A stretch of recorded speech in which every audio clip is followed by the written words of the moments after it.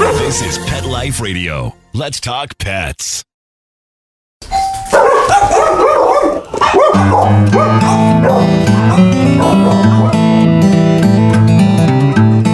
Hello, dog lovers. Welcome to Have Dog Will Travel. I'm Josh Henry. And I'm Kristi Vaughn. And welcome to episode 2. So last week, Stella Rose had her 20-month birthday. and Kristi and I had a couple days off, so we decided we were going to celebrate and go visit some friends in Florida. And so we booked a little trip. Yeah, a little birthday trip for Stella Rose. Yeah. For her 20-month birthday. Right. And we thought it'd be really cool to give her first experience on a boat. So today we are here with the owners of Wild Coast Charters, Christina Reynolds and Jeremy Harrison. Hi, guys. How are you? We're great. Thanks for being here. Thanks for coming on the podcast. We had a great trip on the water with you guys and Stella. Sure did. I think Stella had the best time, actually. I think Stella had the time of her life. She did. It was the second best day of her life. Aww. The first best day was when she met her daddy. Oh. So tell us a bit about Wild Coast Charters. You know, what you do, how this came about, where this come from. Sure. Oh my gosh. Wild Coast Charters is really just evolved from our love of all things adventure in the water. And although I am a sailor, relocating here to beautiful Crystal River in Florida, we thought the wise thing to do would be to get a pontoon boat. And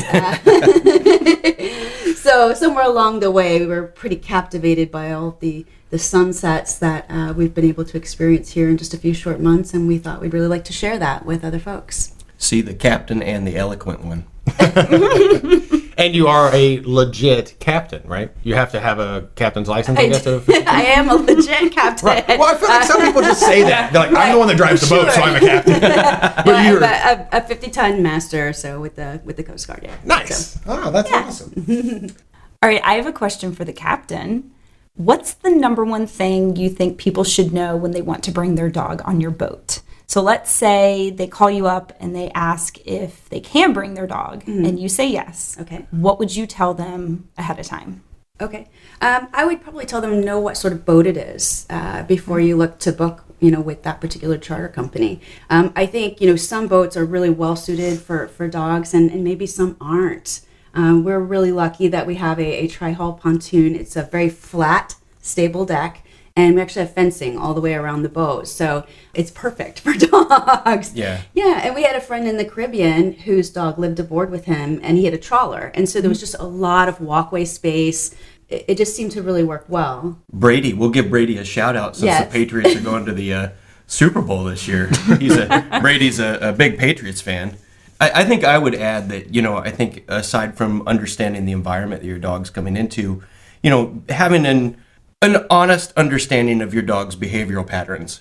If your dog tends to get a little skittish and jump around and run around a lot and not be able to be calm in those kinds of situations, then it might not be the right place for your dog. Mm-hmm. But I think that's a conversation that can be had and discuss, just what the environment's going to look like and what you're going to expect, and then understand, what you might need to bring along to help him have the best time, he or she have the best time possible. That's a great note. And I think a lot of people need to take an honest, objective look at their dog, because a lot of people, like people are about their kids, might be somewhat delusional about their dog's behavioral tendencies or whatever. So, that's a great point. I think this might be a good time to just touch on safety as well, because there's a misconception that every dog can swim. Right. And that's not true. Being the mom of 2 French bulldogs, I know for a fact that French bulldogs can't swim. So I've never tried to make them swim other than with a life jacket on. Mm-hmm. So is that something you would recommend all dogs have? Is some type of flotation certainly. device? And we would actually, that would be a requirement for a dog aboard on our boat. Just from a safety perspective, anytime you're boarding, there should always be life jackets for all of the humans. Sure. And I think that just carries through with the dogs as well. And not something that's maybe like just cute and fashiony and tiny little thin neoprene, but, something that's been, perhaps has a higher safety rating. And so, and something that's going to be comfortable for the animal that they can wear for the trip. So great. Yeah, we got one for Stella from a company called Marine Life. And one of the cool things about it was it had 2 heavy-duty handles on the top of it. So if she jumped in, you can just reach down and grab her real easily and pull her straight out. Right. So another question that for either or both of you, why is it important to you that people be allowed to bring their dogs on your boat? I'll go with this one then, I guess. Okay. Yeah, I think that like anything, the boat is a great place to spend the day, a sunset in our case. And I think just like you like to bring your friends and your family, I think a dog is a part of your family, and I think it's a great experience. For us here, especially along the coast, and there's so much marine life and wildlife along the coastal edges that. Dogs just have all the smells, and they love it. Stella's nose never stopped twitching, and I just think it's a wonderful environment for them to get out in and see, just like it is for mom and dad. Right. Yeah. I think it's a fun adventure, and I mean, she just looks so happy. She was. And as we talked about in the previous episode, the more if you're going to travel with your dog, the more you expose them to, the more comfortable they're going to be in new situations, and the easier it's going to be for them, long term, the more you travel with them. So, a question for both of you. What is your favorite thing about dogs? Oh my God. I'm always looking for the snuggle factor. I just, anybody, that's soft and wants to cuddle with me in bed is going to be a win. I'm not sure how I feel about that. Is that bad? I don't think No, so. I don't think You it's seem bad at pretty all. soft and cuddly, Jeremy. Did you just call me fat? No, I would never say anything like that. All right, gentlemen, no fat shaming on the show. You stole my answer. I like the cuddling, especially. Stella here is such a cuddler. As a matter of fact, she and I had a discussion this morning over coffee, and I had to explain to her that she has to go home. I can't keep her as much as I'd like. You noticed that she was not with you. I thought we were just going to steal her when they weren't looking. So, note to any potential customers: the folks at Wild Coast Charter might try to steal your dog. Only if they cuddle. Yeah, if they're big cuddlers. Any dog stories? They don't have to be boat specific or anything. Just any great dog stories you like to share, or anything that comes to mind. Well, I think we were both very partial to Brady, who was a good friend of ours, dog, that lives on his boat, Friendship. And Brady was just the best dog ever. Oh my gosh, he was, I don't know. Yeah, his owner, Jimmy, lived on his boat just a few over from us on sailing vessel Friendship. And sorry, for clarification, you guys were living on your boat in the Virgin Islands at the time, right? Yes, correct. We had a 43-foot catamaran named sailing vessel Sapphire, and we were based in St. Thomas, in the U.S. Virgin Islands. And you'd see Jimmy coming in his dinghy, and there right at the bow, just as prominent as could be, would be Brady, just loving the ride. And there would be times we would go around the corner to Honeymoon Beach, and one day Jimmy and I were standing up, kind of having a hamburger, and he said, "Watch this." And he said, "Brady, come here." So Brady comes running from wherever he was on the beach, and he said, "Brady, where are the fish?" And Brady just beelined it for the edge of the water and just stood there looking in the water, watching all the fish run around. And so that dog lived full-time on a boat? Full-time on a boat, yeah. Wow. Yeah. I have a question about that, actually. I've spent a lot of time on boats, but never so much with a dog. Right.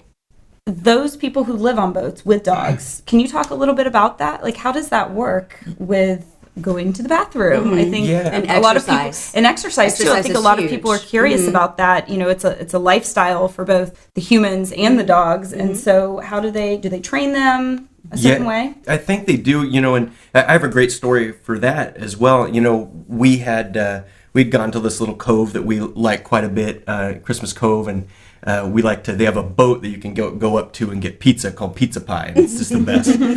And Christina and I had just pulled in that day, and there was another catamaran in front of us, and I noticed that they had a Weimar puppy on the boat, already fairly large, right? And in my mind, I kind of knowing that Weimars just need lots of exercise, and at first I was kind of upset by it because I didn't understand how that dog was getting any kind of exercise. And then its owners put on their fins and jumped in the water, and the dog was just sitting right there on the back of the boat on the transom, just whining at him. And I thought, well, now they're just going to leave the dog. And then the next thing I know, the guy slaps the water, dog jumps in the water with them and snorkels all the way around this little island that's right there and just had the time of his life. And I thought, well, that's good exercise. So that's great. It's a good example of a dog who can swim. Now, Right. dogs who can't, or maybe are new to the water. Right. I know even Brady, who loved the water, Jimmy made sure to take daily trips to shore so that he could walk the dog and really get up and, get into some other things, Right. And into nature. I think we lived out in a mooring field, so it's not one of those things where the dog could just, hop on the deck, and just walk around.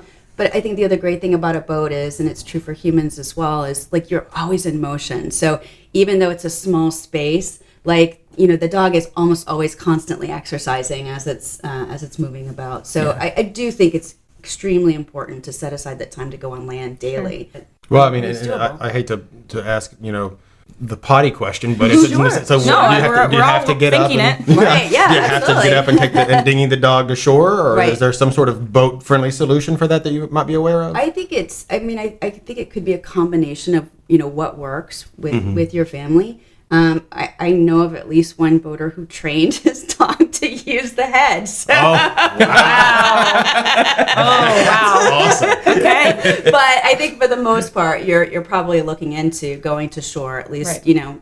At least twice a day. So to do that. So Well, I'm sure there's solutions too. At least when the dog has to go number one for people that have an apartment or whatever, and it's not they don't have a yard, it's like the little fake puppy grass pads. things. Yeah, like and, the you know, fake and grass, they can- and we've seen those. Yeah, more with cats maybe, but yeah, that's an option as well. Yeah, for sure.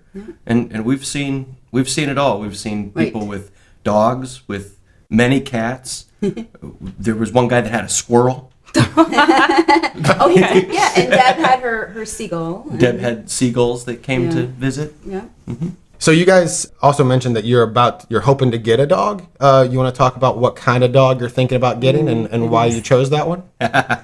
Wow. Okay. We're both really in love with Irish Terriers at the moment, and that's kind of been going back and forth for obviously the last 4 years because we knew that our boating, life was coming up, and we didn't know if we could take and exist with, a dog on board, and so we thought we're going to postpone, adding to our family.